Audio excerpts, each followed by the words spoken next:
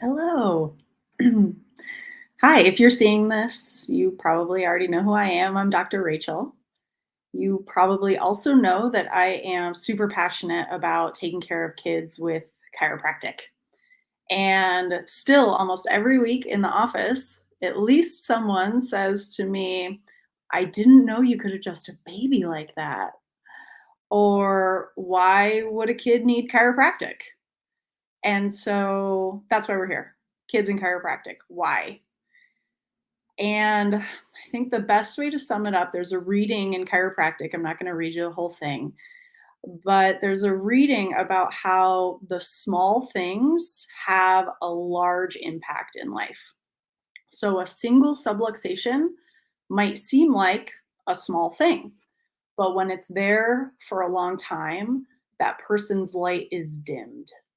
And if everyone's light is just a little bit dim, then we're living in a world where no one is functioning at 100%. Everyone is just a little bit less than. And that whole world then becomes a little bit darker. But when we can remove the subluxation and restore the light, it allows the individual to thrive, which then adds up to a thriving community and a world that is a little bit brighter. Living subluxation free allows for more health, more vitality, more happiness, more creativity, more connection. And that's really the big why. If we know the true meaning of chiropractic and the power of removing subluxation to allow the body to heal innately, then it just makes sense that chiropractic would be for kids too. And when we take care of kids, the ripple effect of their light turning up and turning on earlier in life and closer then to 100% has huge potential to change the health and vitality of future generations as well as current ones.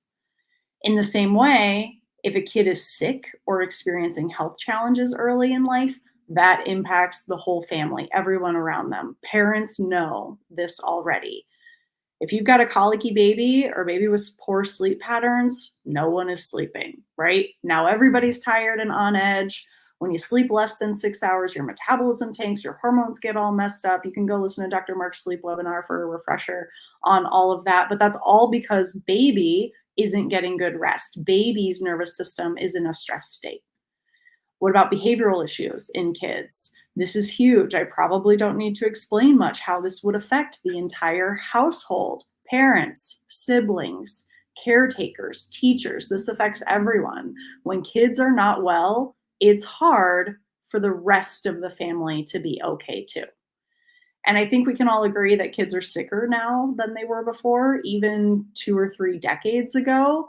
Autism, allergies, ADHD, all on the rise. But here's the deal, kids are built to heal. They are little healing machines. They're so close to source. They have much less baggage than we do as adults, physically, chemically, and emotionally. So when you reduce the interference and you remove the subluxation, they get so much closer to 100% than the rest of us would, or most of us would. So when you set kids off on the right track and you give their nervous systems the support they need early in life, then we don't have to go back and deal with chronic issues that have been building up for years or decades in their bodies. I wish that someone had taken me to a neurologically focused pediatric chiropractor when I was a kid. I think I would have had way less health issues as a young adult, and I think it would have saved me years of difficult healing. But anyway, that's why we take care of kids. And that's why we recommend that all of our patients get their kids checked, whether they have any symptoms or signs of stress or not. This perfect storm, this comes from the pediatric experience, Dr. Tony Ebel's work. And what it's showing is signs of stress early in life and how those add up. And if there are any signs of stress early in life, what might that look like? So, stressful pregnancy, interventions or trauma at birth, if baby was fussy, colicky, gassy, if they have gut issues or constipation, If there's torticollis or plagiocephaly, which is flattening of the cranial bones, if there's any asymmetries in their face or their expressions, difficulty sleeping, difficulty latching or breastfeeding, chronic ear infections is a big one, acid reflux, allergies, respiratory infections, or asthma. Any of those are signs of subluxation in the central nervous system. And until that is found and fixed, the child's motor issue now will set them up for a developmental issue later on. Why? Because it goes gross motor now, then fine motor, speech, sensory, social, and emotional regulation. Milestones need to happen on time, sure, but more importantly, they need to happen in the correct order. If the child has a functional issue, something like a goofy crawl pattern, or they refuse to turn their head one direction, or their bowels are moving slower than they should, they're showing up as constipated, that functional issue needs corrected now before it snowballs and they have bigger problems later on in life. This is a huge reason that I'm a pediatric chiropractor, because when we have younger generations coming up with very little social and emotional regulation, we need to do something differently. Social and emotional regulation is dependent on having a healthy nervous system from the very beginning. And parents tell me this is like the complete opposite of what they're hearing from their pediatrician. They're being told that they're fine and they'll grow out of it for most of these things. Like spit up, they'll grow out of it. Constipated, oh, that's normal for babies, they'll grow out of it. Biting, behavioral issues, just a phase. That is not the case. Kids don't grow out of their issues, they grow into other issues. Most symptoms in kids are the same subluxation and can be traced to the same root cause. So, for example, we had a 3-year-old little boy come into the office. His mom was referred to our office, and she comes in and says, I heard you treat ear infections. What did we tell her? No, we don't treat ear infections or anything else. We allow the nervous system to heal and function closer to 100%. So anyway, she comes in for the ear infections. That's her goal, is for her son to not have any ear infections. He had had 4 in the last 8 weeks. He had been on 4 rounds of antibiotics, and now docs were saying he needed surgery. They wanted to put tubes in. So I started asking questions. Well, how was he as a baby? Turns out he's got a history of colic. He was unconsolable as a baby. His central nervous system must have been under so much stress. He would just cry and cry. It was exhausting for mom. And he would only latch on one side. He had poor breastfeeding on the right side, which tells me what?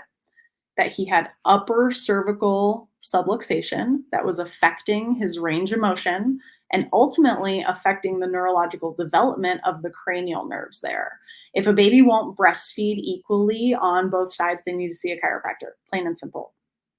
So anyway, I ask about birth. Mom says, ugh, long labor. Things got stalled at one point, so I needed to be induced, and he just wouldn't come out, so I ended up having a C-section. Now, I've spared you. I almost put a picture on this slide of a cesarean delivery. If you want it, email me. I have several. But there's a lot of traction on baby's head and neck when they're pulled out. This can happen with vaginal births too. No matter how baby is born, birth is an intense experience at best or a traumatic one at worst. So clearly baby was subluxated at birth, and mom didn't know that the colic and the breastfeeding was an early warning sign. So it might seem like he grew out of the breastfeeding issue because he was no longer breastfeeding, right? But did it solve the problem? No, because eventually he grew into a different sign of upper cervical subluxation, which is the ear infections. And we didn't meet him until he was 3 years old, but the subluxation was there since birth. That's the real problem and the thing that we need to fix. The symptom of the ear infection, the poor breastfeeding, and the colic were just the warning signs that the nervous system was under stress and not functioning properly.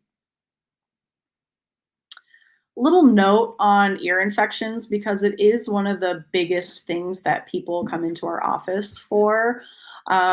So a chiro can help with ear infections by optimizing full function.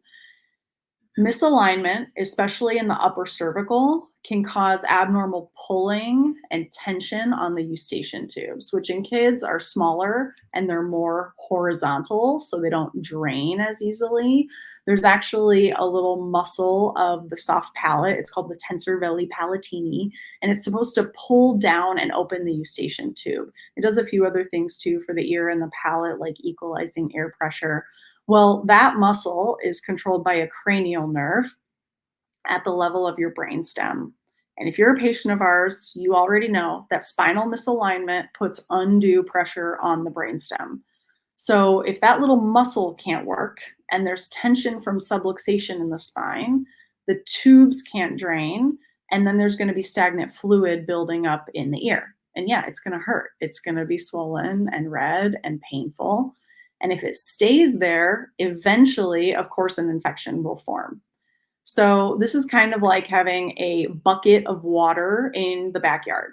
If you leave a bucket of stagnant water out in the backyard, eventually bugs will come, bacterial will form, probably fungus too. And you could take pesticides or bug killer and spray it down to try to kill everything. But eventually the bugs would come back because the water is still there, right? So what's the real solution? Dump the water. Drain the bucket so that it's not a hospitable environment where bugs can grow and live. So the eustachian tubes, when they're functioning properly, they will drain on their own.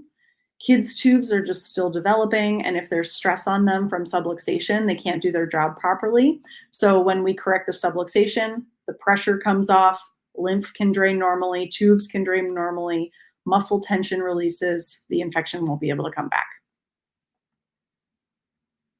And a lot of our kids don't end up in the office unless they do have a problem. But when we're talking about chiropractic care for kids, we need to be talking about function and optimal development, not just symptoms. I could have a slide like that one for ear infections for probably every symptom that you could think of. But chiropractic doesn't treat any condition, does not seek to cure any disease.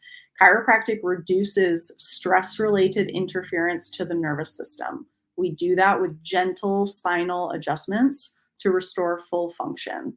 It's about optimizing normal, healthy bodily function. And no, we're not going to crack your baby's neck, right? A chiropractic adjustment for a child looks much different than for an adult and is very gentle. And I'd be happy to provide more information if you have questions about that too. So the body works well normally on its own. It self-regulates, self-maintains, self-heals when it has the right input and it doesn't have any interference. Chiropractors remove the interference, reduce the stress, and allow the body to heal naturally.